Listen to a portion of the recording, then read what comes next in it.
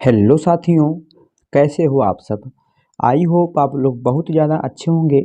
दोस्तों, आज के इस वीडियो में हम बात करने वाले हैं क्लास 12th हिंदी में पद्यांश का संदर्भ सहित व्याख्या कैसे करें।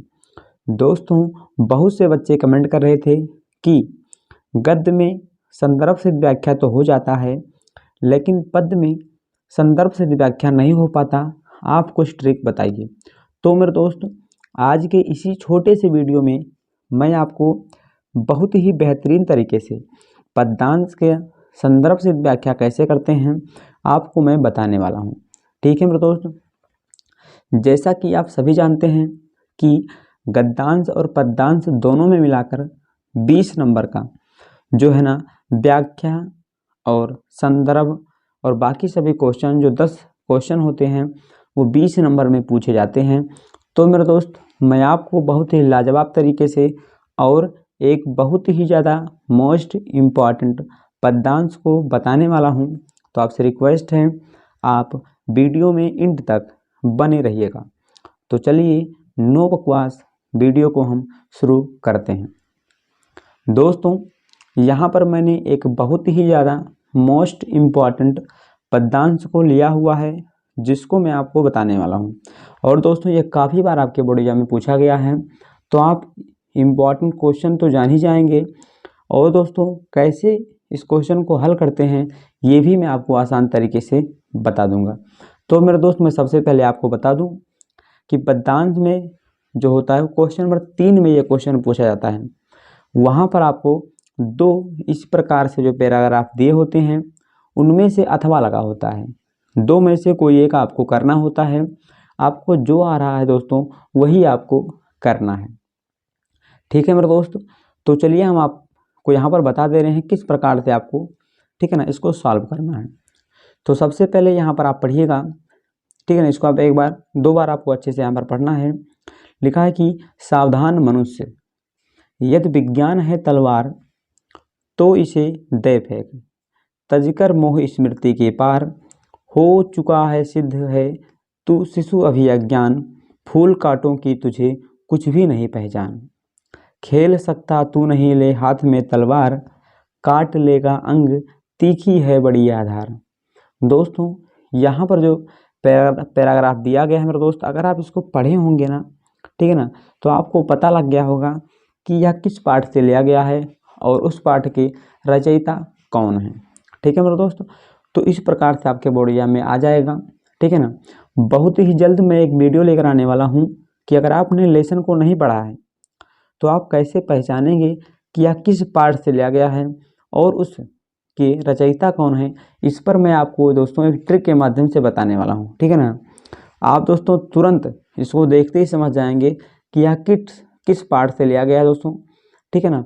तो इसके लिए मैं जल्द ही एक वीडियो लेकर आऊँगा, तो आपसे रिक्वेस्ट है आप उसको ज़रूर देख लीजिएगा। ठीक है, कौन से पाठ से लिया गया है ये दोस्तों आपका कभी भी क्वेश्चन फंसेगा नहीं। ठीक, तो यहाँ पर इस प्रकार से हम पढ़ लेते हैं बार फिर से कि सावधान मनुष्य। ठीक है ना। यहाँ पर जो कवि है वो कह रहा है कि हे मनुष्य, तुम सावधान हो जाओ, यह विज्ञान है तलवार। यानी कि ये जो विज्ञान है जिसका तुम दुरुपयोग कर रहे हो, यह एक तलवार है, तो इसे दे फेंक, और तुम क्या करो, इसको फेंक दो। तजकर मोह स्मृति के पार, यानी कि विज्ञान के प्रति तुम्हारा जो मोह है इसको तुम अपनी कल्पनाओं के, अपनी स्मृति के पार इसको फेंक दो। हो चुका है सिद्ध है तू शिशु अभिज्ञान, यानी कि ठीक है, जो कवि है वो कहता है कि ये बात तो सिद्ध हो चुकी है कि तू अभी एक छोटा सा नन्हा सा अज्ञान सा बालक है, खेल सकता तू नहीं ले हाथ में तलवार। और अगर यहाँ पर दोस्तों देखिएगा कि फूल कांटों की तुझे कुछ भी नहीं पहचान, यानी कि फूल और कांटों में क्या क्या अंतर होता है उसकी पहचान अभी तुझे नहीं है। खेल सकता तू नहीं ले हाथ में तलवार, काट लेगा अंग तीखी है बड़ी धार, यानी कि तुम तलवार को अपने हाथ में लेकर नहीं खेल सकते दोस्तों, और ये जो है इसकी धार बहुत ही तीखी है, ये तुम्हारे अंग भी काट देगी। तो मेरे दोस्त, अब यहाँ पर हम क्वेश्चन को पढ़ लेते हैं। इसी प्रकार से 5 क्वेश्चन दोस्तों दिया गया होगा, आपको पाँचों का उत्तर जो है लिखना है। पहला क्वेश्चन है, इसका संदर्भ लिखिए। संदर्भ का मतलब होता है पाठ का नाम, और लेखक यानी अगर पद्यांश है तो रचयिता का नाम, गद्य है तो लेखक का नाम, ठीक है ना। तो संदर्भ में आपको पाठ का नाम लिख देना है और रचयिता का नाम यहाँ पर लिख देना है। फिर उसके बाद रेखांकित अंश की व्याख्या। दोस्तों इस प्रकार से आपके बोर्ड एग्जाम में, ठीक है ना, इसके नीचे जो है इस प्रकार से रेखा खींची हुई होगी, और जिन जिन, ठीक है ना, लाइनों के नीचे रेखा होगी उनका आपको दोस्तों व्याख्या करना है। व्याख्या कैसे करना दोस्तों, जो अभी मैंने पढ़ा है ना उसी प्रकार से आपको व्याख्या करना है, मैं अभी आपको बताऊंगा। थर्ड क्वेश्चन है, कवि मनुष्य को सावधान क्यों कर रहा है। यानी कि जो कवि है ना वो मनुष्य को सावधान क्यों कर रहा है, यही में उसका उत्तर छुपा है, आपको लिखना है। मनुष्य को अज्ञान शिशु क्यों कहा गया है, इसी में दोस्तों आपको ढूंढ के लिखना है, उत्तर इसी में छिपा है। किसकी धार बड़ी तीखी है, तो यहीं पर लिखा हुआ है कि किसकी धार बड़ी तीखी है। तो मेरे दोस्त यहाँ पर जो है ना इसी प्रकार से आपको यहाँ पर लिखना है कि प्रश्नोत्तर नंबर तीसरा का पहला, यानी तीसरा कहोगे पहला है तो यहाँ पर इस प्रकार लिखेंगे। संदर्भ इसमें लिखेंगे कि प्रस्तुत पद्यांश हमारी पाठ्य पुस्तक, ठीक है ना, अभिनव मनुष्य, यानी कि जो पाठ का नाम है उसका नाम है अभिनव मनुष्य नामक पाठ से उद्धृत है या पाठ से लिया गया है। इसके रचयिता रामधारी सिंह दिनकर है। दोस्तों इसमें जो आपको पाठ का नाम और रचयिता का नाम जो है यहाँ पर आपको याद होना जरूरी है, तभी आप इसको लिख पाएंगे। और दोस्तों ये आपको देगा 2 नंबर, ठीक है ना। और यही मैंने अभी आपको बताया है कि इसको कैसे आप पहचान पाएंगे किस लेसन से लिया गया है। इसके लिए जल्दी एक ट्रिक के माध्यम से वीडियो आने वाले हैं, तो आप जो है इसको ज़रूर देख लीजिएगा। अब दोस्तों दूसरा क्वेश्चन है यहाँ पर व्याख्या। अब व्याख्या में आपको बता दूं कि व्याख्या कैसे करना है। तो मेरे दोस्त व्याख्या में आप लिखेंगे कि रामधारी सिंह दिनकर या फिर कवि कहता है कि हो चुका है कि ये बात तो सिद्ध हो चुकी है कि हे मनुष्य तू अभी शिशु के भांति शिशु के समान अज्ञान है। फूल और कांटों में क्या अंतर होता है, तुझे अभी उसके बारे में कुछ भी नहीं पता है। यानी कि फूल और कांटे जो होते हैं उनकी पहचान अभी आपको नहीं पता है दोस्तों। इसी प्रकार से लेखक जो है ये कह रहा है। दोस्तों आपको 2 लाइन का केवल पूछा गया था जो व्याख्या, ठीक है ना, यहाँ पर अंडरलाइन 2 लाइन पे हुआ है, तो इतना आपको केवल व्याख्या कर देना है, आपको पूरा व्याख्या यहाँ पर नहीं करना है, ठीक है मेरे दोस्त। इससे बता दूँ, ठीक है ना, कि व्याख्या इसका क्या आप लिखेंगे। तो कवि कहता है कि हे मनुष्य यह तो सिद्ध हो गया है कि तू अभी शिशु के समान अज्ञान है। फूल एवं कांटों में क्या अंतर है अभी तुझे नहीं पता है, ठीक है मेरे दोस्त। अगला क्वेश्चन यहाँ पर था कि कवि जो है वो मनुष्य को सावधान क्यों कर रहा है।